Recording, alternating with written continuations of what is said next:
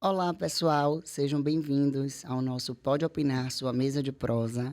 Hoje com a nossa convidada especial, doutora Heloísa Brito. Seja bem-vinda, doutora. Muito obrigada, prazer enorme estar aqui com vocês. Bom, doutora, seja bem-vinda à nossa mesa de prosa, é um prazer recebê-la aqui, né? E eu acho que o nosso papo, devido às circunstâncias as últimas circunstâncias aqui na Bahia e no Brasil de forma geral, tem muita coisa para a gente perguntar, muita coisa para a gente se informar, muita coisa para a gente aprender, né? Mas antes da gente entrar propriamente dito na questão da criminalidade na Bahia, em Salvador, etc. E agora, em julho de 2023, houve uma grande reestruturação, né? Segundo o site do governo da Bahia, é a maior desde a década de 70, né? A lei a 14.580, né? Que reestrutura toda a Polícia Civil na Bahia, né? E numa entrevista a senhora fala que essa reestruturação não é só de unidades, de delegacias, etc., mas é de conceito e estratégias, né? Em que consiste esses conceitos e estratégias dessa reestruturação? Eu tenho que falar um pouquinho sobre essa reestruturação, né? Foi uma visão muito progressista do nosso governador Jerônimo, que nos solicitou uma atualização do que nós gostaríamos de implementar. A Polícia Civil, assim como qualquer outra instituição, ela precisa se adequar aos novos tempos, às novidades, às modernidades que a vida nos traz. Nós tínhamos realmente uma estrutura que datava de 76, quando nós criamos grandes estruturas. A partir daí a gente teve uma lei orgânica que foi publicada em 2009, o que foi um grande avanço, porque é uma das primeiras, eu acho que inclusive a primeira lei orgânica do Brasil, da Polícia Civil. Tivemos uma outra modificação em 2015, com o surgimento de novos departamentos, mas mesmo assim nós carecíamos de algumas estruturas que eu vou chamar aqui de mais contemporâneas. Quais são elas, né? Em termos de departamento, nós criamos mais 2 novos departamentos, 3 na realidade, departamentos que são fundamentais. Um é o Departamento de Proteção à Mulher, Cidadania e Grupos Vulnerabilizados, porque nós entendemos que a Polícia Civil ela existe para cuidar e proteger, mas principalmente cuidar dos grupos mais vulnerabilizados. Daí a nossa necessidade desse olhar diferenciado para as nossas mulheres, crianças e idosos, não só na capital, mas também no interior do estado. Trouxemos de volta o Departamento de Narcóticos, de Combate a Narcóticos, que tinha sido extinto em 2015, ele tinha sido fundido com o Departamento de Combate a Organizações Criminosas, mas nós também percebemos a necessidade de termos, além do departamento que cuida das organizações criminosas, o departamento que cuida exatamente, eu vou te chamar daquele do dia a dia, daquela droga que circula, não é, no dia a dia na nossa cidade. Então, nós criamos esse departamento, implementamos mais 3 novas delegacias, já observando as necessidades da capital e das maiores cidades no interior do estado. E, sabendo que o que nós temos de mais importante são os nossos servidores, nós criamos também um departamento de proteção e cuidado com a saúde do servidor. Então, hoje a gente criou um departamento onde nós temos um departamento médico e um departamento que cuida especificamente da vida funcional dos nossos servidores. Aliado a isso, nós fizemos a criação de uma coordenação de conflitos fundiários. E aí, senhores podem perguntar, doutora, precisa muito, porque nós temos as nossas comunidades originárias no interior da Bahia, no extremo sul, no oeste, que são as comunidades de Fecho de Pasta, as comunidades quilombolas. E para essa comunidade, nós temos que ter um policiamento diferenciado. O nosso policiamento ele vai em loco. Então, nós não fazemos as oitivas, por exemplo, em delegacias de polícia. E você diz, por que, doutora, não? Porque a gente quer que esse público se sinta à vontade. Como normalmente, essas questões que envolvem conflitos fundiários, nós temos duas partes antagônicas, e normalmente uma das partes é aquela que detém o poder econômico maior. Nós entendemos, nós percebemos que às vezes vinha até a cidade ou vinha até um espaço público, ou quilombola, ou aquele membro de uma comunidade original, ele não se sentia à vontade, porque ele dizia, mas o dono da fazenda já foi na minha frente, já registrou a ocorrência. Então, para ter essa tranquilidade que a gente está fazendo um trabalho que é equânime, que é imparcial, mas principalmente acolhedor, as nossas equipes vão até lá. Então, nós criamos essa coordenação, que também é a primeira do Brasil, então é um avanço aí do governo do estado com esse olhar diferenciado. Aí criamos uma coordenação de crimes cibernéticos, porque hoje também é um dado de realidade. A maioria dos crimes que nós temos de estelionato e fraudes da parte virtual, da parte de, na realidade, patrimônio, que não seja roubo ou furto, ocorre no ambiente virtual. Então, nós precisamos ter essa coordenação para que esse conhecimento chegue até o interior do Estado. E um outro ponto que nós conseguimos avançar bastante, entre tantos, porque foram muitas inovações, foi conseguir instaurar no interior do Estado os nossos núcleos de inteligência. Nós sabemos que o avanço das investigações da Polícia Judiciária perpassam por recursos tecnológicos. Então, nós estamos capacitando e criando núcleos de inteligência policial, aonde não só a interceptação, mas a utilização de tudo que existe de mais moderno em investigação em meios telemáticos pode ser feito também no interior do Estado.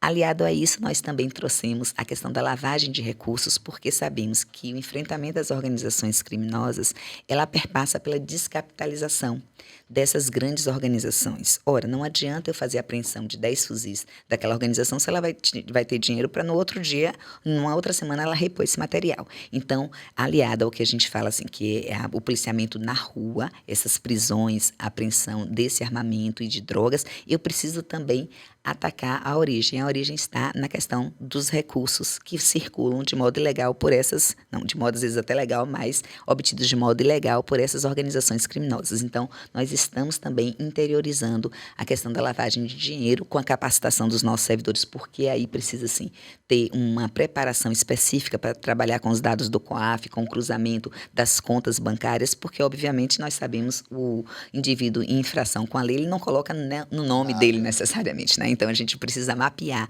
quem são as pessoas que ele tem alguma correlação, os supostos laranjas, e, a partir daí, solicitar o bloqueio desses bens. Então, são estruturas, eu trouxe aqui de modo resumido algumas das que nós implementamos, mas que mostram muito essa preocupação que a Polícia Judiciária ela está tendo. O enfoque na inteligência, na questão do investimento, na humanização do atendimento, né, na melhora dos serviços prestados. Legal. Doutora, aproveitar aqui para dar boas-vindas. Eu tenho certeza Obrigada. que esse papo vai ser extremamente interessante. A gente estava conversando aqui antes do podcast começar, falando em relação a ter a ideia da justiça como um todo. A gente precisa estar em comunicação, dar voz ao delegado, ao policial, ao advogado, ao promotor, ao juiz, para que a gente entenda que o objetivo comum é prestar um bom serviço. E falando de estrutura, eu sou advogado criminalista e eu fui muito no DHPP da Pituba, e lá a estrutura era extremamente precária em relação ao trabalho. E hoje tem a estrutura de Itapuã, que é um complexo ali do DHPP, e lá você chega, é bem recebido, você tem cafezinho advogado na sala. Então, tem uma reforma também agora da Central de Flagrantes. Isso. E também na primeira delegacia ali no Politeama, teve uma vez que eu cheguei há tempos e o pessoal tinha uma pingueira. Hoje já tem outra reforma, então assim, a gente observa que a estrutura está sendo alterada e com isso muda a postura dos policiais também. Sim. Eles trabalham com mais afinco, as pessoas se sentem mais à vontade, é a delegacia. Aproveitando o gancho da colocação de Pedro, né? Dentro dessa requalificação de estrutura, existe também um novo conceito no atendimento. Ela não visa só uma reestruturação da parte física, né, estrutural, e sim do atendimento. Você poderia explicar um pouco como seria essa nova requalificação, esse conceito novo de atendimento? Claro, até porque, não sei se vocês perceberam, quando vocês começaram a me perguntar, o meu sorriso ampliou. É um tema que eu fico muito feliz, porque nesse tempo que eu tenho de polícia, eu posso dizer assim, há mais de 30 anos, nunca tínhamos um investimento dessa natureza num processo de requalificação das nossas estruturas físicas. Serão quase 200 novas unidades entre construção e reforma, né, no investimento aí do governo do estado para todas as forças de segurança de quase 700 milhões de reais, onde nós estamos aí implementando, entregando à sociedade e aos nossos servidores as novas estruturas policiais. Mas, como a doutora Clarice colocou com propriedade, não é só a entrega física, é o conceito daquilo que está sendo desenvolvido. Então, as nossas unidades, além de seguir um padrão físico, que é o padrão de identidade visual adotado por todas as polícias civis do Brasil, são aquelas estruturas já pretas e brancas com a nossa nova logomarca, nós mudamos o atendimento inicial. Nós tínhamos o que chamávamos de atendimento de balcão, que era onde a parte chegava e ela sentava para fazer o seu depoimento e as outras pessoas que estavam ali, elas iam ouvindo e participavam em algum modo. Isso no interior do estado era extremamente constrangedor, até mais do que na capital, porque lá as pessoas se conhecem. Então as pessoas chegavam para fazer uma ocorrência e outros já saíam, fulano está na delegacia, já sabia o que estava acontecendo. Então todas as nossas unidades novas, elas possuem um atendimento individualizado. Então a pessoa tem a privacidade para fazer o seu registro, né? Ficar mais à vontade de contar aquilo que ela foi submetida. Elas trazem um processo de humanização interna. Se vocês tiverem a oportunidade de entrar, vai ver que tem sempre uma frase e uma foto que tenha uma correlação com a cidade que nós estamos entregando, sempre com palavras como proteção, segurança, fé, força, porque a gente entende que a pessoa que vai para a delegacia, ela está em algum momento mobilizada, então ela precisa se sentir acolhida. No espaço interno também nós fizemos divisões que são muito fundamentais para o nosso trabalho. Além do cartório, sala do delegado, a gente tem uma sala de meios, que é uma sala específica para o policial poder guardar todo o equipamento de trabalho dele, seja o armamento longo, seja os drones, seja os equipamentos de investigação específico. A sala do SI, ela foi modificada também com uma estrutura com mais equipamentos de informática para que a gente possa realmente analisar de modo... antes a gente tinha um computador, brincava, tinha um computador e todo mundo brigava. Hoje cada servidor tem sua máquina de trabalho, né? A gente tem também uma sala de 2 entradas independentes, então tem a entrada da parte, tem a entrada do custodiado, para que a parte não tenha o constrangimento de estar no mesmo ambiente físico que o autor, e a sala aí de reconhecimento também, que é padrão, além da própria estrutura das novas custódias, que é importante dizer aos advogados aqui criminalistas. Eu estava mostrando em um desses eventos, falei, vamos entrar aqui porque a gente está utilizando aquele mesmo sistema de descarga, tanto para a parte de banho quanto para o vaso sanitário, que se usam nas prisões americanas. Antigamente nós tínhamos aquele sistema que era feito no chão, que era um vaso, acho que se não me engano chamado vaso turco, alguma coisa assim. E agora não, nós colocamos uma privada mesmo, de metal, com um acionamento automático que é feito pelo próprio custodiado, trazendo mais higiene, mais conforto, porque também o indivíduo que está sendo preso, ele tem que ter sua dignidade, não é? Sim, então, são pequenos detalhes, mas que nós pensamos também nisso. Então, esse programa, ele é assim, extraordinário, porque ele olha tanto as unidades aqui da capital, como se trouxe o DHPP, que a gente vem com um prédio, né, todo novo, quanto no interior. Aliado a isso, nós estamos também com uma parceria com a Secretaria de Administração do Estado, através do SAC, e aqui já agradecer ao secretário Góes, que tem feito essa parceria enorme, que nós já trouxemos para as delegacias aqui em Salvador, da IDERCA, o serviço SAC atende. O que é isso? Nós pegamos aqueles servidores SACs com aquele mesmo sistema de senhas, de atendimento eletrônico, de marcação para ir, e eles fazem o registro da ocorrência e o encaminhamento. Então, eles têm uma padronização visual que pertence à Polícia Civil, diferente do servidor SAC, mas seguindo aquela mesma filosofia de que o indivíduo seja bem atendido, de que ele consiga dizer ali, ver qual é a sua ordem de atendimento e que tenha esse atendimento mais empático. Com isso, para a Polícia Civil foi extremamente vantajoso, porque nós tiramos os policiais que faziam esse atendimento de ocorrência para a investigação policial, ou seja, nós aumentamos a efetividade, né, e ganhamos também na qualidade do serviço que é dispensado no primeiro atendimento ao cidadão, porque nós sabemos que o SAC, inclusive, é a referência nacional de qualidade de atendimento. Então, nós começamos aqui em Salvador com a DAIA-DERCA, nós já temos aí o projeto para todas as DEANs, tanto aqui da capital quanto no interior, e estamos trabalhando, avançando para fazer também no Complexo João Mafra, em Feira de Santana. Então, são inovações que nós estamos trazendo, mas bem dentro deste olhar de tornar cada vez mais esse atendimento, seja célere, seja acolhedor para o cidadão que nos procura, porque já que ele chega fragilizado. Mas aí, aliado a isso, rapidinho, que eu tenho que falar também das delegacias, nós trocamos todo o nosso parque tecnológico. Então, hoje, eu não sei se os senhores já tiveram a oportunidade de acompanhar, nós estamos fazendo o inquérito todo digital, através da utilização do procedimento policial eletrônico. Tem essa interoperabilidade, né, entre o CPJE. E a gente consegue encaminhar automaticamente para o judiciário. Nós somos o primeiro estado do Brasil a fazer isso, né? Os outros ainda não conseguiram porque estão desenvolvendo, mas a gente conseguiu fazer isso desde o ano passado e traz muito mais agilidade, celeridade nos procedimentos. Imagine que a gente não tem mais, antigamente a gente tinha que ter aquele papel, Sim. tirava a xerox do dossiê, lembra disso? Sem falar na questão do tempo, né? Que eu acho que isso é primordial. Exatamente. Né? Porque você Celeridade pega total. todos os dados da ocorrência e você já importa para o procedimento. Então, você evita aquele processo de ter que redigitar. E isso, obviamente, aí o que, é que a gente quer? Que o indivíduo, quando ele chegue na delegacia, ele seja bem atendido, mas que ele volte, seja as equipes da Polícia Militar, seja os profissionais, os advogados ou a própria parte, que ele volte para as suas outras demandas de modo mais rápido possível. Sim. Com relação aos atendimentos no SAC, falando da DEAN, né, eu que atuo diretamente nessas questões de violência doméstica, eu achei assim que foi realmente uma grande inovação, tendo em vista que existem algumas mulheres que possuem, né, elas têm uma certa restrição em se dirigir a uma delegacia pelo estigma, né? Você está entrando em uma DEAN. Então, a mulher, quando ela entra, automaticamente aquelas pessoas que estão ouvindo já imaginam, sofreu violência.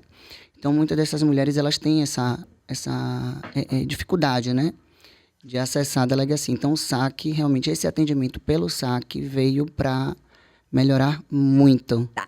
Esse também é outra conquista que eu fiquei bem feliz, porque nós detectamos na pandemia o aumento das agressões às mulheres. Naquele momento, nós conseguimos modificar o sistema para que a mulher pudesse fazer o registro da ocorrência através da delegacia virtual. Entretanto, a gente sabe dessa dificuldade de locomoção. Nós temos 2 unidades de atendimento à mulher aqui em Salvador, em Brotas, no Engenho Velho de Brotas, e em Periperi. São, às vezes, distantes para a mulher fazer essa movimentação, quando não, gera para ela algum nível de constrangimento ou dificuldade. Então, também aí, com essa inauguração do sistema SAC, normalmente, agora no Salvador Shopping, mas nós queremos, obviamente, ampliar com a possibilidade dela fazer o seu registro, dela ser ouvida lá sem precisar ir para a delegacia, dela fazer marcar e agendar o seu dia de atendimento, com certeza mais conforto, mais celeridade. E é isso que a gente busca mesmo, aproximar os serviços da polícia para as vítimas, para aquele que mais precisa. Então, cabe a gente estudar junto, por isso é muito importante para a gente essa parceria com o SAC, essa forma de aproximação. Sim. Se for possível, nós queremos trazer isso para todos, eu já falei, né, para o secretário, e nosso secretário também, Werner, ele é fantástico, porque ele apoia todas essas iniciativas. Eu disse, secretário, eu quero botar em todos os shoppings que a gente tem a SAC, em todos os pontos, tipo assim, eu quero ocupar tudo. Legal. É interessante e é visível, né? É visível que essa melhora significativa do aparato da Polícia Civil na Bahia e, concomitantemente, é injusto essa propagação que a gente vê nos últimos tempos, principalmente, na grande imprensa e na grande mídia nacional e estadual, na questão de dizer que a criminalidade na Bahia está fora de controle. Eu acho injusto porque eu não acredito nisso e não é verdade. Tanto isso que não há comparação, por exemplo, com outros estados, e eu vou dizer aqui que é muito pior no Rio de Janeiro e continua sendo, quando a gente teve ontem um assassinato por engano, porque confundiram com um narcotraficante, uma milícia, e um médico, foram sendo executados 3 médicos e um ainda está no hospital internado, né? E lá o próprio narcotráfico e a própria milícia, quando se deram conta, mandaram matar, se deram conta do engano, puniram os executores, né, condenaram a morte e mandaram informar a polícia que tinham feito. Ou seja, eles mandaram matar e resolveram para impedir que a polícia, inclusive, atue. Isso aqui na Bahia não chegou e não vai acontecer, mas é fato de que há um avanço, né, apesar de todo esse aparato, né, da Polícia Civil, há também um avanço da criminalidade que também deve estar se aparelhando, né? Como é que a Polícia Civil está enxergando isso e como é que a Polícia Civil pretende continuar neste combate? E é importante quando a gente fala de criminalidade, porque é o que as pessoas estão vendo, e eu sei a sensação de segurança, e sei também a divulgação que situações dessa natureza trazem para todo mundo, porque as pessoas se sentem realmente muito vulneráveis, né? Mas a gente precisa começar falando aqui que a gente teve uma diminuição dos crimes violentos letais intencionais de quase 6% o ano passado em relação a 2021. Nós tivemos uma redução nos roubos a banco nos últimos 2 anos de quase 35%, redução de roubos a ônibus também, a gente vem sendo sempre num crescente, estamos reduzindo também os roubos de veículos. Os próprios crimes violentos letais intencionais, eles estão com relação ao mesmo período do ano passado, se a gente fizer o acumulado, quase 4% em números absolutos menores. E aí, óbvio, é um avanço, mas é muito menos do que o que a gente gostaria, porque nós gostaríamos que não tivéssemos situações dessa natureza. Mas um dado de realidade é que a criminalidade ela procura espaço e principalmente a questão do tráfico de drogas, porque sabemos que essas organizações criminosas elas vendem do tráfico de drogas. Então elas procuram um mercado. E tem um ponto que às vezes a gente não fala muito, porque se essas organizações, essas quadrilhas, elas estão vindo para a Bahia, elas estão aqui porque elas estão conseguindo vender drogas também. Então, isso é movido, eles têm a lógica que perpassa por eles, além da questão de marcar o espaço da territorialidade, é uma questão financeira. Então, eles estão aqui porque eles também têm achado mercado, tanto na capital quanto no interior do estado. E a gente precisa pensar a segurança pública como uma responsabilidade coletiva. Está lá no artigo 144, né? Mas todos nós somos atores dessa mudança. Óbvio que a gente sabe, fala assim, segurança pública se pensa nas forças policiais, mas nós sabemos que não são só as forças policiais. As ações transversais, elas são fundamentais nesse processo. Educação, emprego, renda, acompanhamento, moradia, enfim, tem toda uma questão social aí que também é subjacente. Então, as forças policiais da Bahia, elas vêm trabalhando muito, né? E a resposta são que, se a gente contar agora, já são quase 4.000 armas apreendidas só neste ano.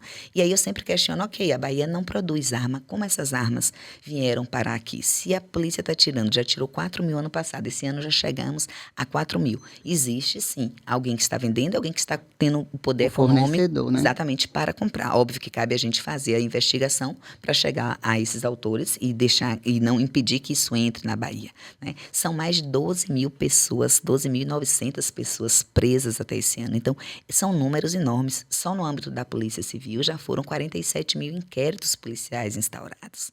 Então, são números que mostram que as polícias elas vêm trabalhando de modo muito enfático. E quando tem situações como essa, é óbvio que sempre pautadas dentro da legalidade daquilo que é direito, mas a polícia ela vai buscar fazer as prisões, nós temos a obrigação funcional de tirar de circulação esse armamento, porque quando a gente pensa um fuzil, a capacidade de penetração deste fuzil e a quantidade de pessoas que com um único disparo é possível matar, então assim, é enorme, é absurdo a gente pensar que numa zona urbana como aqui a gente está tendo essa quantidade de armas deste calibre transacionando, passando por aí. Em guerra, né? Então assim, e a gente tem dito isso, que é também um movimento nacional, nós não podemos pensar nos estados de modo estanque, porque não funciona assim, né? Aquele indivíduo daquela organização criminosa, ele se vincula a alguém em outro estado, ele vem para cá, ele faz esse vínculo, quando não, às vezes, ele sai daqui e ele vai para algum outro estado que ele se sinta mais confortável, e aí a gente faz,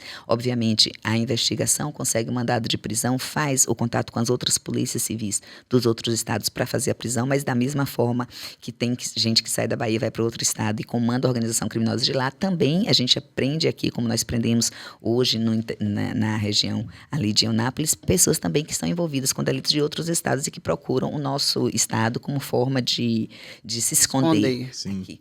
Então, esse mecanismo de combate, ele tem que ser pensado em nível nacional e envolvendo todos os atores que compõem o sistema de segurança pública, né? Eu falo delegados, juízes, promotores, advogados. O nosso objetivo é único, todos nós queremos uma sociedade mais segura, mais tranquila. Então, é preciso que cada um de nós faça a sua parte e a gente consiga trabalhar e conversar no mesmo viés. Porque se eu pensar que é só um problema de polícia, nós vamos trabalhar muito, com muito afinco, mas eu lhes digo não vai que, ter um resultado, infelizmente, não vai ser o resultado. A sensação de enxugar gelo, né? Entendeu? Porque é preciso olhar assim. Então, a gente prendeu essas 12.000 pessoas. O que será feito dessas pessoas? Como será feito esse processo de ressocialização?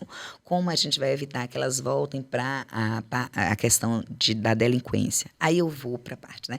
Quem de nós, enquanto pessoa física, ia querer depois pegar talvez um indivíduo que saiu do presídio para dar uma oportunidade de emprego? Percebe? São questões, às vezes, muito sensíveis, mas que a sociedade precisa realmente ampliar o olhar, entender que o esforço ele tem que ser coletivo, tem que todo mundo pensar, porque nós temos sérios problemas. A gente está num país de terceiro mundo, num país que precisa se desenvolver muito, com uma discrepância social e econômica enorme, e não tem como a gente desatrelar isso, a questão desse crescimento, né? Então, a segurança pública não envolve apenas a situação da polícia, então. Seria Para além- distribuição de renda, educação, teria toda uma estrutura governamental, né, em cima dessa situação. E que é uma estrutura, que são investimentos de médio e longo prazo. E é óbvio que eu sei que a gente tem que fazer de imediato, e temos que dar uma resposta de imediato, mas a gente precisa sempre pensar no futuro, né, que é o futuro das nossas crianças. Hoje, um pouco mais cedo, um representante do Ministério da Justiça falava, doutora, e a questão dos crimes contra as mulheres, como é que a gente pode fazer para diminuir? Eu falei, olha, a gente tem a Lei Maria da Penha, que tem 17 anos. A gente tem a Constituição das DEANs aqui no estado da Bahia, nas outras unidades da federação também. As varas de violência. As varas de violência, nós temos as redes de apoio. Mas o que nós conseguimos perceber, e aí é pela nossa vida policial, não é nenhum ainda estudo acadêmico, é que se nós não focarmos na mudança de padrão de comportamento do agressor e daquela família envolvida, a gente dificilmente consegue vencer essa guerra, porque a gente precisa trabalhar com a mudança de comportamento, de pensamento das nossas crianças, meninos e meninas. Sim, Meninos concordo. e meninas que vivem numa situação de violência e que internalizam que determinados comportamentos eles são comuns, né? Na sociedade que nós temos, que de fato ela ainda é machista, que ela ainda olha para o feminino como menos. Então, a pessoa pode dizer assim, tá, mas eu não vou, nunca, jamais bateria na mulher. Mas o simples fato de entender que a mulher, ela é inferior, que ela precisa ser o tempo todo cuidada, no sentido de que ela não tem a sua autonomia de escolha, de decisão, como empoderamento de pessoa independente, né, da escolha de estar como ela quiser, isso leva pra gente essa sensação de que o outro é menos. E esse outro é menos vai de modo subjetivo passando, né, inconsciente até eu diria, e a gente replica vários padrões de comportamento aonde esse ciclo ele continua a existir. Então nós fazemos assim, nós temos as medidas protetivas e o indivíduo, se ele não for trabalhado, ele acha que ele não está errado. E as mulheres, a doutora Cláudia que trabalha com essa temática sabe bem, ela chega a dizer o seguinte, não, ele é ótimo, ele cuida dos filhos, foi porque eu provoquei, foi porque eu não fiz a comida, foi porque eu usei essa roupa, porque ela começa a se culpar e ela não se apercebe das todas as formas de violência que ela é submetida antes de chegar à violência física. É porque, na verdade, essas mulheres elas já estão doentes, Isso. né? Então, tudo decorre da violência psicológica. E que eu sempre coloco essa violência, no meu ponto de vista, como a mais grave. Eu sempre trago como exemplo um murro, um tapa, dói, fere, machuca, deixa marca, mas cicatriza. A violência psicológica nem sempre é possível curá-la, né? Ela fica ali, então é muito difícil essa cura do psicológico. Então, acaba colocando a mulher naquela posição, né, de dependência emocional. E aí a gente vem com outras dependências, dependência financeira. Ela acredita, como bem colocado, que a culpa é dela, porque isso foi internalizado anteriormente em uma violência sutil, imperceptível, de que ela é a culpada de tudo que vai vir. Né? Você apanhou porque você usou roupa curta. Sim. Eu te bati porque você gritou, você alterou a voz. E nada justifica. Exatamente. Mas a mulher acredita que sim. E é uma questão de educação, no meu entendimento e na lida do dia a dia com essas mulheres, né? Com esses processos, eu percebo que é uma questão de educação de toda a sociedade, de base, independente de classe social, de nível de escolaridade. E eu sempre coloco da seguinte forma: na grande maioria, quem educa os homens são as mulheres. Isso que Né? eu ia falar. Então, onde nós devemos, eu não vou colocar como erro, porque a gente não tem culpa disso. Assim, no sentido de, eu não apanhei porque é minha culpa, mas eu tenho uma responsabilidade na mudança. Sim. Então, onde é que eu posso fazer também para que isso não venha se repetir? Né? Então, é na educação de base. Verdade. Às vezes a gente quer dar uma resposta simples para problemas complexos. Então, colocar tudo nas costas da segurança pública, eu acho que é um pouco de falta de responsabilidade, né? Agora também, doutora, tem uma cultura em Brasília que é pé na faixa e pé no freio. E eu soube que lá teve toda uma estrutura de educação na televisão, nas escolas, para que esse hábito, que era comum, que aqui em Salvador ainda é comum. Esse direito do pedestre, né? Que a gente vê em outros locais também do mundo, né? Você bota o pé realmente para o carro. O pessoal Aquela placa de stop, para o Faz carro. sentido. Aqui não. É. Ninguém nem leu, nem viu. É isso, de fato é o processo educacional. É. É onde as pessoas elas internalizam padrões e aí ela percebe que não pode ser diferente. Por exemplo, eu fiz aquela campanha, não sei se vocês viram no carnaval, da fitinha. Lembra? Isso é ótimo. E cheguei Eu em vi na casa televisão. animada, viu? E falando com meu filho. Meu filho é um adolescente de 17 anos. Aí eu falei assim, não, aí, porque eu estava dizendo, filho, que não pode mais puxar a mulher pelo cabelo, passar a mão nela sem querer, roubar um beijo. E ele olhou para mim e falou assim, minha mãe, e fazem isso? Veja bem. Eu me lembrei da minha adolescência nos Era blocos de outro carnaval. contexto, né? Não fale que era sofrido o carnaval. Mas perceba, tem uma geração que ela já cresce com um outro olhar, não é? E assim, eu estou falando especificamente do meu filho, mas não quer dizer que todos os adolescentes tenham essa mesma visão. Mas, ok, ele já entende que aí não é plausível que você puxe uma pessoa à força para um beijo, ou o cabelo, ou passe a inimaginável mão. isso pra ele. Na realidade dele, isso é uma coisa absolutamente esdrúxula.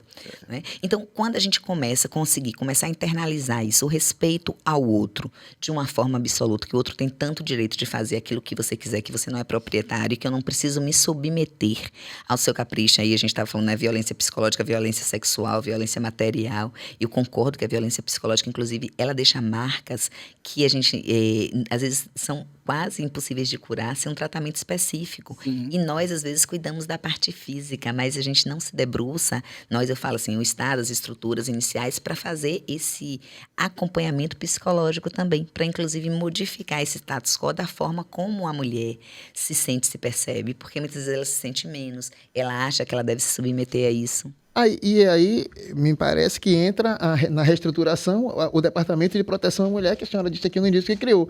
Né? Mas esse departamento atuaria de que forma, né? Diferente do que nós já temos? Como seria essa atuação, além do que nós já existimos nesse sistema de proteção à mulher? Além de organizar tudo em uma determinada ação específica, ou seja, todas as DEANs e NEANs agirem de uma forma igual, fomentando as tratativas com a Secretaria de Proteção às Mulheres, com as secretarias locais, também municipais de proteção às mulheres, onde nós dispomos, no sentido de fortalecer não só a atuação da Polícia Civil, mas principalmente dessa rede de apoio, porque hoje nós percebemos que a rede de apoio ela é fundamental para que a mulher ela não volte para aquele agressor ou para que ela tenha até coragem de denunciar. Porque acontece da mulher chegar e dizer assim, doutora, eu não tenho para onde ir, doutora, eu não tenho comida para o meu filho. E quando a gente pensa nisso, se a gente fizer o exercício da empatia que nós estávamos dizendo antes, se você se colocar no lugar do outro, se eu ver meu filho com fome, será que eu não vou me submeter àquilo? Então, quando nós criamos o departamento, foi exatamente com esse olhar e tirando ele, não é que ele não vá fazer a atividade policial, claro que vai, mas assim, que a gente consiga pensar nesse departamento como uma forma de fomentar mais essas políticas de proteção às mulheres, né? A criação talvez de novas estruturas, e aí eu tenho uma outra coisa que também eu tenho um carinho muito grande que eu falo para os colegas, eu preciso que vocês vão até as escolas, aos espaços públicos. Legal. Eu quero fomentar essa aproximação, porque vocês talvez não, porque são mais jovens, mas enfim, antigamente, quando você tinha uma criança que perguntava qual é a profissão, ele queria ser sempre policial, bombeiro, era muito comum. Essa referência de profissão, ela foi perdida ao longo do tempo. Hoje eles brincam que querem ser youtuber, né, gente? Influenciar influenciador digital. Exatamente. Blogueiro. Enfim. E aí eu falo assim, não, nós precisamos estar próximos realmente da população para que ele se sinta que tem uma referência que é da lei que é positiva, né?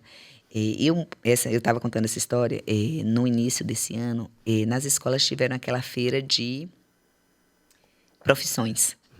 E aí uma conhecida minha me ligou e disse assim, você tem alguma coisa que possa emprestar, não sei o quê? Eu falei, por que não? Porque vai ter a feira de profissões e a filha dela tem 8 anos. E perguntei à minha filha de que ela queria ir e ela disse, não, minha mãe, eu quero ser igual Tielô quando crescer. Fale com ela.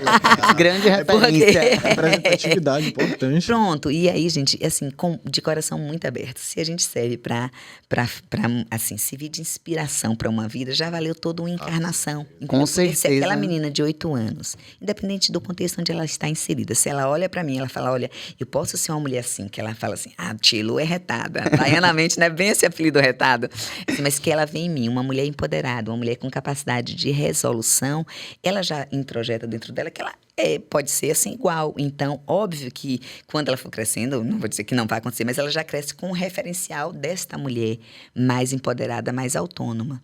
E isso modifica esses Com conceitos, certeza. percebe? Sim. Eu vou levar isso para a vida, Sim. né? Se a gente pode servir de inspiração para uma vida, a gente já valeu toda uma encarnação. Ah, eu acho então que isso aí eu deve já tenho ser- duas, deve porque ser o eu tenho mantra. 2 filhos, eu sou a inspiração da vida deles.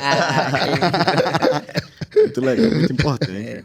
Sim, a doutora falou agora há pouco sobre a intensificação no combate aos crimes violentos, letais. E aí tem aquela questão da verba de redução, né? No combate desses crimes, que é o prêmio por desempenho policial. Gostaria que você explicasse um pouco como funciona esse prêmio que é passado aos policiais, acredito, né? No Isso. combate. Como é que funciona? É um prêmio de desempenho policial. Ele foi estabelecido pelo governo do estado através de uma legislação e estabeleceu-se uma meta. Se o estado todo ele atingir uma redução de 6% com relação ao período anterior, ao ano anterior, o policial ele recebe uma gratificação em dinheiro que vai direto para sua conta sem nenhum tipo de tributação. Se o estado como um todo não conseguiu, mas aquilo que a gente chama de AISPs ou RISPs, que são as áreas integradas de segurança, alcançou aquela redução, toda a equipe de policiais que trabalha naquele contexto recebe também essa gratificação. Recentemente, o governo do estado aumentou em 35% esse valor. Eu nem sei te dizer agora de cabeça em quanto ficou, porque varia entre se aquele que está na parte operacional ele recebe mais do que quem está na parte administrativa, o que é justo. E a gente entende como um grande estímulo para quem está ali na ponta, tanto no caso da Polícia Civil, na questão da resolução dos crimes, conseguindo identificar os autores e fazendo a prisão, porque com a prisão desses indivíduos a gente evita outros homicídios, até porque a investigação nos mostra que o indivíduo em conflito com a lei, numa situação normalmente de tráfico de drogas, ele mata várias pessoas, né, da facção rival, não é uma coisa pontual. Então, o trabalho da Polícia Judiciária funciona nesse viés, e aí todos nós que conseguimos, e também da Polícia Militar, quem consegue alcançar, recebe esse prêmio. Então, é um estímulo a mais para os policiais, como também foi um estímulo agora feito pelo nosso governador do aumento do valor da arrecadação das armas apreendidas. Então, um fuzil que antes era 6 mil passou para 9 mil reais. Essa gratificação, os policiais todos que participaram daquela operação, preenche um formulário e eles recebem também esse Divide entre dinheiro eles. exatamente em conta. Como aumentou o valor também de pistolas e de revólveres. É o maior prêmio pago por apreensão de armas no Brasil. Então, isso representa um plus, né, para os servidores policiais. Ele já vai aprender, mas para eles é extremamente gratificante você ter uma situação onde você ainda tem uma bonificação financeira. É um estímulo, né? É. Todos nós precisamos de estímulo. E dinheiro não faz mal, né? É um grande Assim, estímulo. Mas são assim, incentivos que é importante também nós frisarmos, porque a gente sabe como é adverso a atividade policial. Então, o colega vai lá, a equipe policial se expõe. Então, eu acho extremamente justo numa situação Bem merecido. bem Justo, merecido. Muito certeza. justo, merecido. Doutora, crimes cibernéticos, né? A gente sabe que tem muito criminoso que acha que a internet é Terra de ninguém. terra de ninguém, terra sem lei. E aí, lá a gente vê esses pedófilos, né? Agressores de racistas. Né? Ameaças, diversos tipos. E diversos tipos, né? Como é que a Polícia Civil da Bahia está aparelhada para combater esse tipo de crime?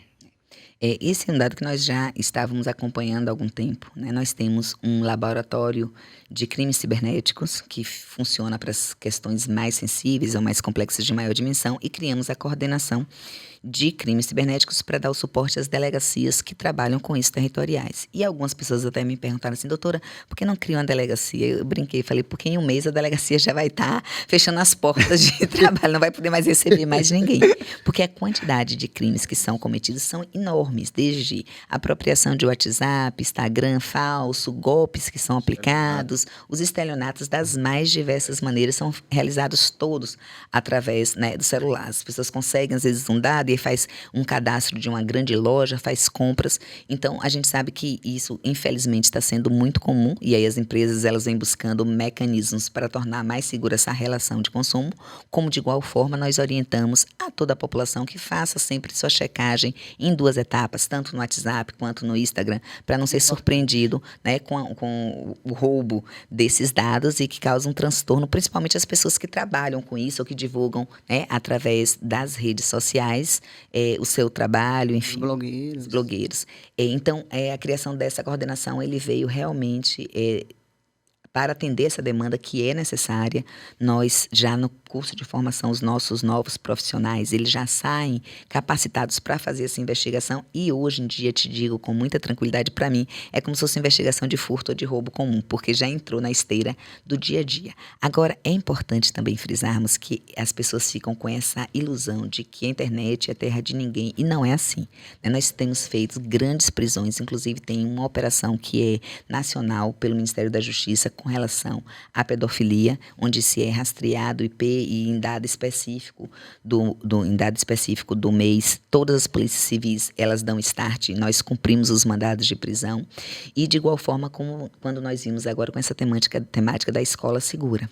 Então, os jovens começaram a fazer aquelas ameaças à escola, que na realidade saiu na internet, todo mundo começou a fazer e acreditava que não ia ser alcançado. Então, criava um perfil fake e nós fomos e agimos em diversas situações e chegávamos a casa e o jovem dizia: como é que você me encontrou? Como é que não sabia? Porque existe sim como rastrear, tudo é rastreável, apesar que, né, eles queiram acreditar que não, e nós fazemos esse trabalho sim, tanto de monitoramento das redes sociais. O que é isso?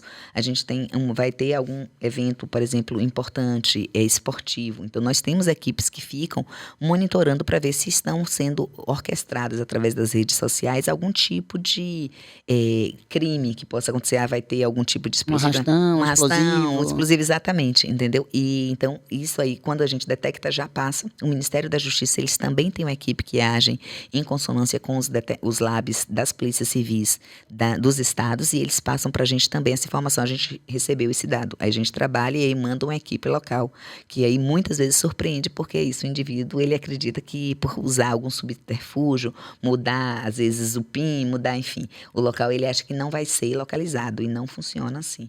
Até o próprio Google, ele tem se mostrado, todas as outras redes, o Yahoo, todos os provedores, eles têm mostrado muita disponibilidade e agilidade para compartilhar com as forças policiais as informações, porque eles não querem, obviamente, que as suas plataformas sejam, de algum modo, utilizadas para isso, associadas Unidas a esse tipo também, de evento. né? Exatamente. Banidas. Claro. Realmente. As torcidas organizadas, já que a senhora falou nesse assunto de esportivo e esportivo... Ele adora futebol. É interessante falar isso, porque as torcidas organizadas aqui na Bahia estão proibidas, inclusive, de frequentar o estádio ao mesmo tempo, né? Tem que ter jogos, cada um é um mandante. Né? Não, cada um é mandante. Se o Bahia for mandante, vai ser a torcida do Bahia. Se o Vitória for mandante, vai ser a torcida do Vitória. Né? E aqui a gente tem visto, mesmo com isso, exemplos tristes de guerras, verdadeiras batalhas na rua. Essas batalhas são combinadas via WhatsApp, via os meios, redes sociais. Via redes sociais? Então, pois é, interessante, né? Porque tem sim e não. Tem situações onde sim, começam a falar nos grupos que vai encontrar, que vai esperar, e aí quando nós conseguimos monitorar, a gente passa para a polícia militar, que é quem faz o policiamento ostensivo, encaminha equipes local também. E existem algumas outras situações, como já aconteceram, que vão realmente em razão daquela questão da massa. Está todo mundo ali, de repente eu vi um torcedor, e aí um agride, e, gente, infelizmente esse efeito manada é horrível, porque parece que as pessoas em algum momento perdem a consciência. Então aquele grupo todo sai, todo mundo correndo em direção àquele indivíduo e começa a agredir, que foi um dos últimos casos que nós tivemos, e aí, quando a polícia conseguiu chegar, prender alguns indivíduos, você pergunta assim, mas combinou antes? Não, a gente passou e viu, e aí alguém começou, e não se sabe quem, necessariamente, ou não admite quem foi, e aí você se pergunta, não é possível que as pessoas sinceramente fizeram isso, porque, inclusive, essas torcidas, elas andam unidas, as pessoas não vão de pé si individualmente, né? Elas combinam para saírem dos bairros juntos e irem. E aí já aconteceu, sim, de encontrarem com outro torcedor, e aí alguém começar o estopim, e aí esse efeito de histeria coletiva, enfim, ou de violência coletiva, como quisermos chamar, acaba acontecendo. Mas, infelizmente, já tivemos casos também que a investigação nos mostrou que aquele atentado, ou que aquela agressão, ela foi previamente discutida nos grupos, o que Combinada. nos mostra o mais absurdo ainda da situação, né? Porque a pessoa, em tese, teve até tempo para pensar sobre aquilo antes de acontecer, e mesmo assim ela se colocou naquela posição de achar que poderia ir agredir o outro em razão de uma escolha de um time de futebol. É complicado. Doutora, tem uma notícia que a mídia vincula muito, que é em relação à investigação da conduta de alguns policiais, na maioria das vezes militares, em relação à quantidade de mortos nas operações. Eu queria escutar a senhora se a senhora acha interessante ou a Polícia Civil investigar, ou as corregedorias de cada instituição investigarem esses fatos que com certeza não representa a polícia. Em maio desse ano, salvo engano, houve uma decisão do Tribunal de Justiça determinando que toda morte ocorrida em razão de confronto com a polícia, seja civil ou militar, que fosse apurado pela Polícia Civil. Aqui na capital nós centralizamos no DHPP, no Departamento de Homicídio e Proteção à Pessoa, e no interior nas respectivas delegacias. E aí eu lhes trago até minha experiência enquanto corregedora e eu digo, gente, é importantíssimo e precisa ser feito uma apuração em toda a sua completude, porque vai ser essa apuração que inclusive vai dizer, que vai salvaguardar a atitude que o policial tomou, porque através da apuração é que vai dizer, olha, realmente o indivíduo resistiu, o indivíduo fez essa e aquela atitude que não deixou o policial uma outra solução que não fazer um revide para proteger a si mesmo ou as outras pessoas que estavam ao seu redor. Então todas essas situações de resistência que acontece, né, onde o indivíduo se interpõe à ação policial, é feito o inquérito, não é feito só, às vezes o pessoal pensa, fez uma ocorrência, não, é feito todo o inquérito, ouvem os policiais, as armas são levadas para serem periciadas, nós confrontamos com os laudos cadavéricos, nós ouvimos outras testemunhas, fazemos o que a gente faz na investigação comum, observa se tem câmeras, juntamos isso ao processo, porque inclusive isso vai dar o direcionamento se aquele policial vai responder não só criminalmente, mas também administrativamente, porque tem os pares, que é a parte da apuração administrativa do servidor. Então, a apuração, na realidade, ela funciona como um meio para salvaguardar e mostrar que aquela conduta do servidor, ele agiu de modo correto ou não. Então, desde maio deste ano, todas as intercorrências são feitas e são apuradas pela Polícia Civil no bojo dos seus respectivos inquéritos encaminhados aí à Justiça. Entendi. Importante essa informação. E também tem uma situação que eu acho que a sociedade discute. Eu sei que a senhora é responsável pela Polícia Civil. Seria a colocação da câmera nos uniformes. Como é que a senhora encara essa situação? E nós já tivemos essa experiência aqui em São Paulo durante muito tempo, né? Houve uma decisão judicial agora, parece que suspenderam. Hoje nós estávamos discutindo aí que a terceira empresa que foi contratada parece que não conseguiu fazer a prova de conceito adequada.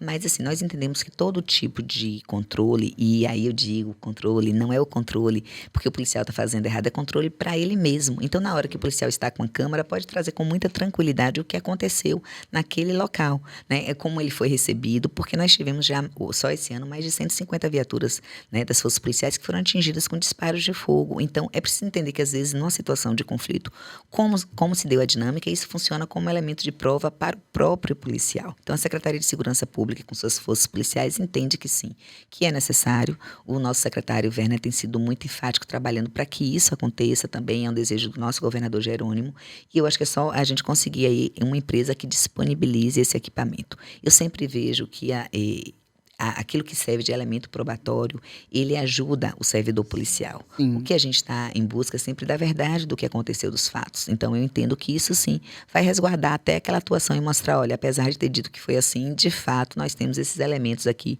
que mostram como foi que os fatos aconteceram. Inclusive, recentemente, a doutora viajou junto com o secretário Marcelo Werner para Israel, me parece, para buscar equipamentos, armas, né? Poderia falar um pouco sobre essa viagem?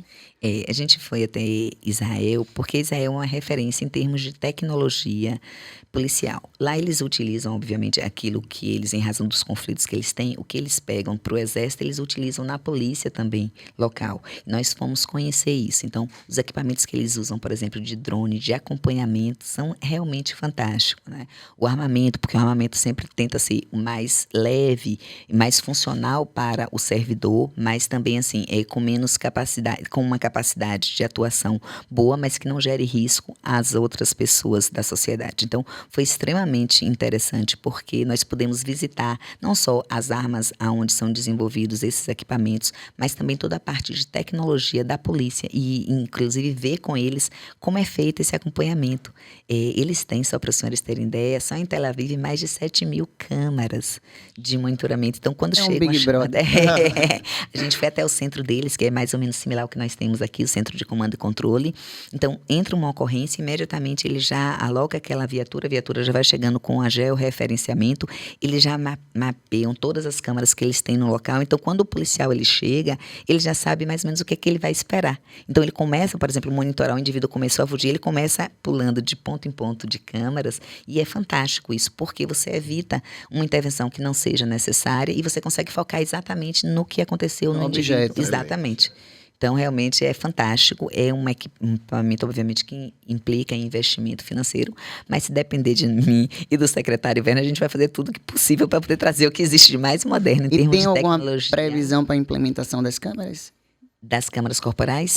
Não, assim que, é isso que eu falei, a gente teve esse problema aí com a empresa, mas a ideia é que consiga ou trazer para o processo de licitação, ver se consegue chamar aí a quarta outra colocada, porque a ideia é que consiga fazer o mais rápido possível, né? É uma orientação do nosso governador Jerônimo de que isso seja implementado. Já tinha começado, na realidade, com o governador Rui, esse processo que nós acompanhamos, mas é uma tecnologia muito específica. Precisa se fazer uma prova de conceito, precisa ter uma boa capacidade de armazenamento, e não é só até de recarregar, porque a bateria você precisa saber quanto tempo ela fica, quanto tempo você tem que recarregar depois para que ela seja funcional e a gente não tenha um equipamento que quando precisar acionar, acabou, por exemplo, a bateria ou até a capacidade de armazenamento. Legal. A senhora, antes da gente começar, estava falando em relação a concurso público. E aí, a senhora me contou que foi o primeiro concurso público e você poderia relatar essa história? Tá, então mas eu vou falar também do concurso que está em trâmite, hein? Porque o pessoal daqui a pouco vai mandar mensagem para vocês, cadê? Quando é que vai ser? João vai fazer. Então, eu vou falar logo do concurso. Nós estamos aí com um concurso em trâmite que já vamos começar a aula inaugural dia 23 do 10. Nosso objetivo é conseguir formar os nossos novos servidores, delegados, investigadores e escrivães até o final de janeiro. Na sequência, nós queremos começar a segunda turma de capacitação da CADEPO, que foram os excedentes que o governo do estado autorizou o chamamento. Então, algo em torno aí de 1.380 novos servidores que vão compor aí os quadros da Polícia Judiciária. Aí você sempre quis ser delegado, é claro. Não, eu gosto de ser a estaca da lei. Você tá na idade exata de fazer o concurso. Não, a idade eu tenho, mas a vocação não. Que tem vontade. Não, eu gosto de ser a estaca da lei. Serão todos muito bem-vindos. Nós precisamos de bons profissionais sempre. E eu já aviso que eu já estou pedindo aí, já tinha falado com o secretário Werner, vamos pedir juntos ao nosso governador já um novo concurso, porque nós precisamos fazer essa recomposição de pessoal até para ter uma interiorização melhor das equipes, né? Mas aí voltando, então eu estava me formando ali em 94 e abri o concurso. E aí todo mundo brincou assim, vamos fazer o concurso de delegado? Eu falei, não, gente, eu nunca entrei em uma delegacia, eu nunca nem sei como é, nem para onde vai. E aí o pessoal, não, mas vamos fazer porque serve como ponto. E eu fiz, na realidade, grande parte da minha turma e foi um concurso grande, foi o primeiro concurso que tinha tido um concurso, salvo engano, em 82, 84, não tinha tido nenhum outro concurso para delegado de polícia e era a ideia de interiorizar esses profissionais, porque nós tínhamos muito poucos delegados de polícia, então foi um concurso que chamou muitos colegas, e eu tenho colegas que foram da faculdade, que entraram e que estão aí até hoje. E eu brinquei assim, não, vou para ver primeiro como para testar. Vou testar. E ficou. Pronto, aí vocês podem dizer assim, doutora, o que é que lhe motivou? Gente, com muita tranquilidade, é assim, saber que eu tenho a capacidade com o meu trabalho de tornar o mundo melhor. Como eu consegui, assim, quando eu consegui perceber que com o trabalho da polícia eu consegui ajudar as pessoas, e óbvio, é um caso de homicídio, eu não vou trazer a vítima de volta, mas eu vou contribuir com algum nível de justiça para que o indivíduo fale, não, mas pelo menos o autor foi preso, ele não está impune, percebe? Então isso me deu uma gratificação pessoal tão grande de ter essa certeza de que eu estou contribuindo para um mundo melhor, que foi o que fez com que eu me apaixonasse pela profissão. Estou aí já há 27 anos tendo esse prazer de ser a primeira delegada-geral de uma instituição que tem mais de 200 anos, né? Somos só 5 no Brasil. Olha como nós temos que avançar as mulheres, né? Porque são 26 estados e mais o Distrito Federal e só 5 delegados gerais, o que já foi um avanço, porque na gestão anterior nós éramos só 3. Eu falei, aumentamos mais 2 e eu brinco com os outros colegas delegados gerais. Se segurem, viu? Porque no próximo, quando virar, a gente vai... a gente está chegando, a gente vai alcançar aí. Mas a senhora exerce uma profissão e uma função durante muito tempo já que requer um esforço muito grande e por conta disso a gente vive estressado, né, evidentemente, né? É uma profissão estressante, né? Sempre sempre no limite, né?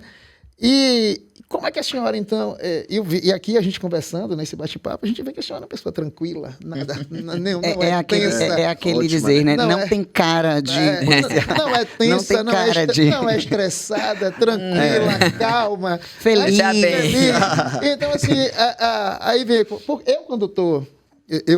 A advocacia também é uma profissão estressante, eu quando estou estressado, geralmente, mas eu vou à academia todos os dias e isso me deixa Tranquilo. desestressado. Uma válvula né? de escape. O que é que você faz para poder ficar assim com essa tranquilidade, essa Esse sorriso no rosto que não tira. Essa leveza aqui que a gente está... Tá, então, ó, Vendo aqui. ajuda o primeiro ponto que eu tô aqui com pessoas extremamente simpáticas falando daquilo que eu amo fazer. Então, esse já é um grande prazer. Dizer assim, nem sempre minha equipe vai dizer assim, ela não tá sempre assim, não. Mas deixa eu te falar, é verdade, a gente vive um trabalho de muito estresse. E para mim é fundamental a questão da atividade física. Então, eu corro, eu pedalo, de vez em quando pedalo quase nada, mas assim, eu nado, eu vou para academia assim, religiosamente, todos os dias. Então, às vezes o pessoal fala assim, doutora, você não chegou de madrugada. Eu falei, olha, eu tenho que ir, eu brinco assim, eu vou para não matar ninguém durante o dia. É bom. Né? Mas, assim, esse cuidar do corpo me faz muito bem. E aí tem um processo também que é meu, assim, e que eu recomendo a todas as pessoas, que eu acho que é o processo de terapia, que é um processo de autoconhecimento, de evolução. E aí eu acho que foi, assim, um dos melhores investimentos que eu fiz na minha vida, já tem anos.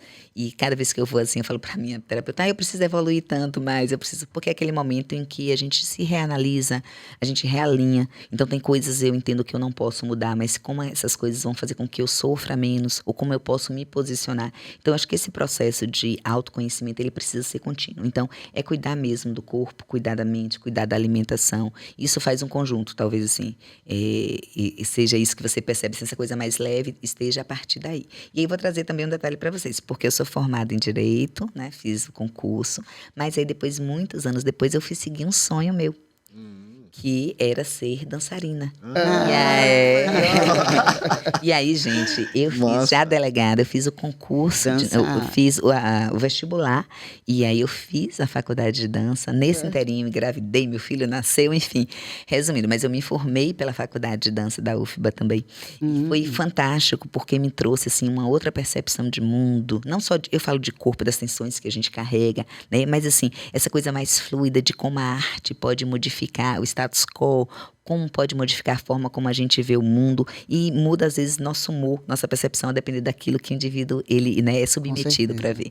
Então, eu penso que é uma confluência de fatores, mas, assim, talvez se fosse dar um conselho cuide sempre de si, procure aquilo que fala a sua alma, porque se a gente se deixar sobrecarregar, realmente, tem dias que eu tô tão assim que meu marido fala assim, olha, você não matou ninguém, não. Eu falei, mas a sensação que eu tenho foi que a sensação de responsabilidade, eu me sinto tão assim, que eu fico assim, meu Deus, não sei o que é isso, eu me sinto...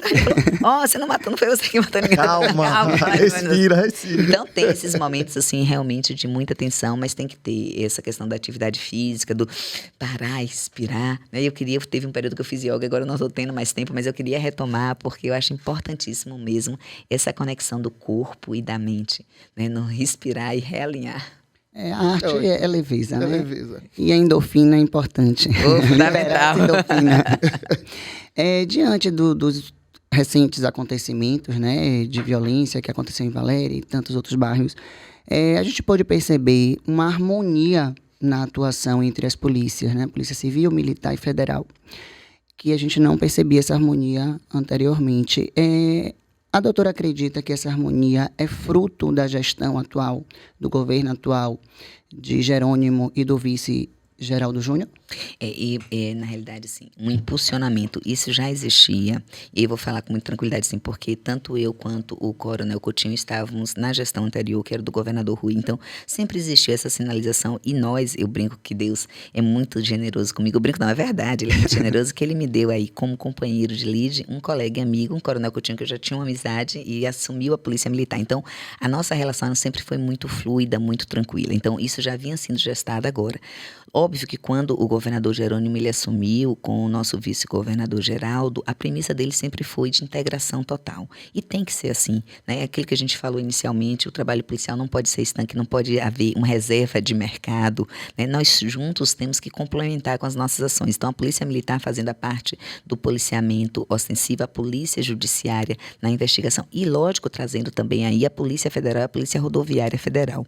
Essa parceria com o governo federal é fundamental, porque a gente estava falando aqui um pouquinho mais cedo, as armas elas vêm por onde? Elas transitam nas nossas estradas e as drogas também, né? Não são fabricadas aqui. Então as temáticas elas são comuns. É essa confluência de fatores e de força que eu acho que com esses acontecimentos ela ficou muito visível, né? E fortalecida, que é um caminho sem volta. Não existe uma evolução de fazer um policial sem a confluência de todos esses atores. Cada um tem a sua importância, e tem o nosso departamento de polícia técnica, né? O própria polícia penal, mas assim, todo mundo com o mesmo objetivo e falando na mesma linguagem, e deixando de lado que eu acho, Clarice, que a grande evolução da gente foi conseguir deixar um pouco as vaidades de lado. Né? Não sou eu que fiz porque eu sou polícia civil, porque óbvio que eu amo a minha instituição, eu vou sempre reforçar e fortalecer quando for necessário, mas assim, é todo mundo junto dando sua contribuição. E a polícia, eu digo assim da polícia civil, mas as polícias de uma forma geral, é muito difícil que elas façam algo completamente sozinhas, não existe. O nosso sistema, como ele inclusive foi idealizado, ele tem esse sistema de complementação. Então, essa integração é óbvio. E aí, o governador Jerônimo, ele vem falando, e quando ele faz esse alinhamento muito estreito com o governo federal, propiciando, inclusive, por exemplo, a vinda do ministro, aqui nós tivemos na segunda-feira, com o ministro, onde ele lançou um programa de enfrentamento às organizações criminosas em nível nacional, junto ao estreitamento do governo federal com as polícias judiciárias, né, fazendo esse mapeamento e fomentando essas ações, e vem aqui na quinta-feira fazer todo aquele lançamento de projetos, né, mostra muito bem essa sintonia, e o trabalho ele precisa ser assim. É harmônico. Harmônico. Quando a gente não tem essa conversa, e eu puxo também e amplio, inclusive com os municípios, é necessário, entendeu? Essa participação. Eu preciso que o município olhe também para mim e cuide das casas que estão abandonadas, que pavimente as ruas para que as viaturas possam entrar, que ilumine os locais para que eu não tenha uma incidência maior de furtos, percebe? Para que cuide aquela velha teoria das janelas quebradas que foi aplicada lá em Nova York, entendeu? Eu preciso que o município também faça a sua parte, aí é importantíssimo a presença das guardas municipais, mas esse pensamento em conjunto, porque eu acredito de modo real que o avanço substancial só se dá a partir daí. Bem, gente, a conversa está muito boa, excelente. Maravilhosa. Né? É para falar, nós conversamos aqui com a chefe da Polícia Civil na Bahia, doutora Luísa Brito. A Polícia Civil está em excelentes mãos. Parabéns, doutora. Parabéns. Né? Teríamos matéria para conversar aqui por muito mais tempo, mas infelizmente nosso tempo esgotou. Né? E é com dó no coração que a gente se despede neste dia, mas... Né, já fazendo o convite para que em outra oportunidade a senhora possa voltar para nos abrilhantar nossa mesa aqui novamente. Né? Muito obrigado e parabéns pelo excelente trabalho desenvolvido. Sou eu que agradeço a oportunidade, vocês vão falar também. A gente agradece muito, foi difícil conseguir trazer, né? A gente marcava um dia, marcava outro, mas esse filho acabou nascendo. Foi muito bom, foi além das nossas expectativas. Eu e o João, mais cedo, como a gente bem comentou, ficamos na dúvida, né? E aí, como é que vai ser? Será que ela fala muito? Será que ela fala pouco? A gente vai fazer uma pergunta, ela vai dizer sim, não. E assim, vou falar você, não vou falar mais doutora, não. Maravilhosa. Muito obrigada pela sua participação. Eu queria dizer que foi enriquecedor. Fica uma referência não só quanto mulher, mas como ser humano. Foi dito muitas coisas importantes em relação ao cuidado com o outro, em relação a questões interdisciplinares. E eu acredito que a reprodução do seu discurso e do seu papel vai melhorar muito a nossa sociedade, tá? Queria agradecer, bom. foi ótimo. Gente, sou eu que agradeço. Foi um prazer enorme estar com vocês aqui, além da simpatia, do conhecimento, da leveza nas perguntas, porque é isso também, né, dos entrevistadores. Eles pavimentam e facilitam o caminho de quem está falando, né? E para mim, realmente, é extremamente gratificante falar daquilo que eu amo fazer, que é fazer o polícia, das coisas que a gente tem para desenvolver e tá aberto, inclusive, a ouvir novas sugestões.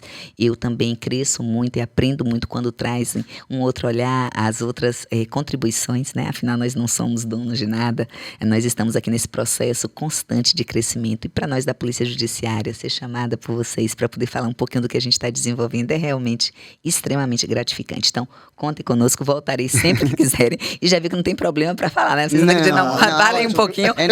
Agora, eu confesso que eu nem vi, gente, o tempo passar. Sério. Eu falei, passa rápido. Muito rápido. Quando a conversa é boa, acontece isso. E eu te garanto que você já ganhou aí umas 3 encarnações. Admiração. Obrigada, Garantida. gente. Obrigada. Eu botei chocolate aqui. Ai, gente, foi fechei. fantástico.